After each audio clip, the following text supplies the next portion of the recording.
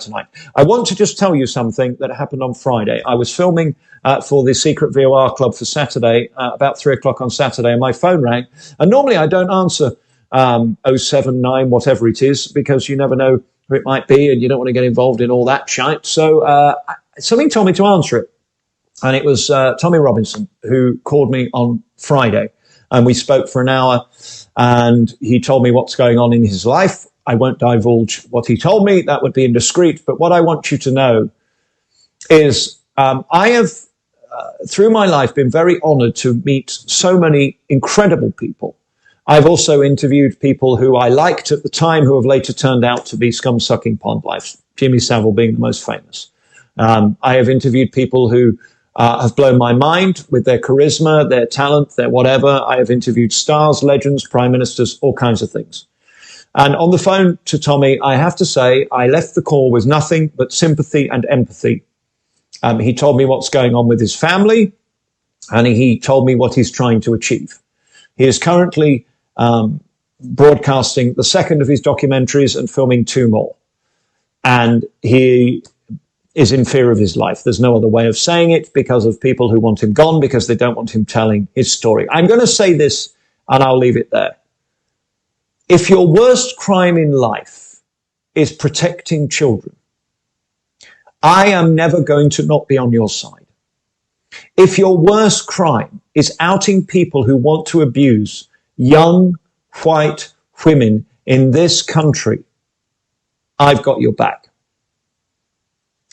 And I'll tell you now, if you sat down with Tommy and had a conversation, I think you would see a humanity that I rarely encounter, a depth that I very rarely find in human beings, and a soul that to me was a father who wants to do the right thing by his kids, but at the same time stick by his principles.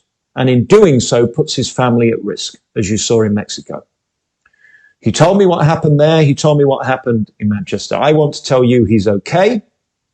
I want to tell you he is fighting, and he will continue at any cost. And for that, I have to admire the man. I don't know him. I've never spoken to him before Friday. I thank him for reaching out to me. I was very honored he called. And I have to tell you, I was very moved by the call, and it has haunted me since, that we live in a country where a man whose sole aim, who by his own admission has made a lot of mistakes in his life, is no angel. He's not trying to be a Botticelli angel. He's not professing to be whiter than white. Unlike me, he doesn't have a perfect criminal history. He doesn't in law have of perfect character, as they describe me in the court documents filed this week. I am of perfect character. I do not have any history with the police at all. He does. But his sole ambition right now is to protect children and young women. How could this man be so pilloried? I think, like COVID, in history, we're going to look back and hold our head in our hands as to what we've done to this man. Maybe he's made mistakes. Maybe he's gone about some of his things the wrong way. Maybe he's not as smart to handle lawyers as maybe I am to get through the 2 years where I've managed to navigate being live and not fuck up. You know, they're waiting. They're desperate for me to make a faux pas. And they wouldn't forgive me like they've forgiven Katie Price this week filming in court. I know they wouldn't. They can't wait for me to fuck up. And every day I try hard not to. But all I'll tell you is I liked him.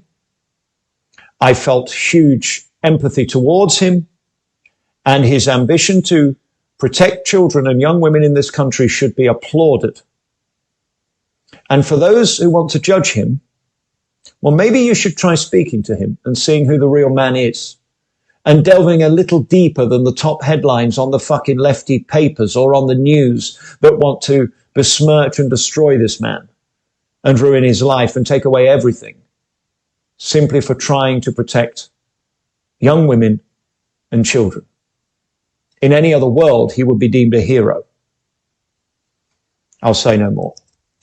Thank you, Tommy, for ringing. It was an honor to waste an hour of my life learning about him. And I'll tell you at the end, that waste of time was rewarding. I'll tell you now. And I've met a lot of people in my 25-year career. Okay, let's move on. It is 10 past 10. This is the Voice of Reason. We are here with the live